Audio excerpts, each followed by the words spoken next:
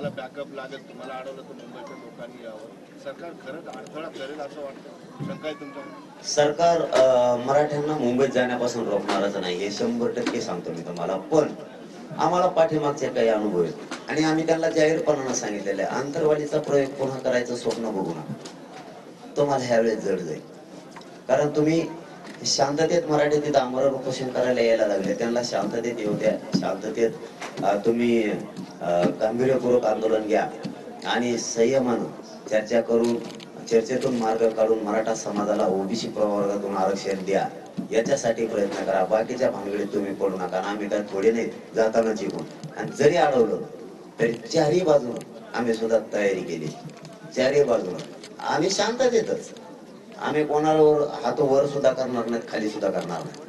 परंतु त्यांनी काही आडवं लावलं की तिकडचे निकडचे चारही बाजूचे मिळून ते बाजून लुटिणार आणि चालले आम्ही पुढे. हो, आम्ही हात नाही, आमचं आंदोलन शांतच राहणार.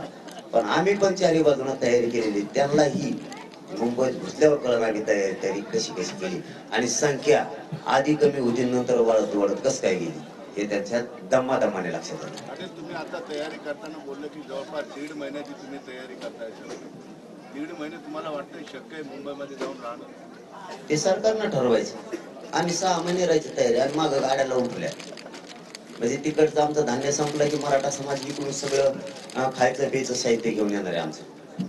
आम्ही आता माघारीच येत नाही, हे शेवटचं आहे. आता त्यांनी ठरवायचं आर्थिक राजधानी आहे का मुंबई आहे, इथलं जनजीवन विस्कळीत होऊ द्यायचंय की नाही द्यायचंय, त्यांना फटका बसतोय का नाही बसतोय ते त्यांनी ठरवायचं.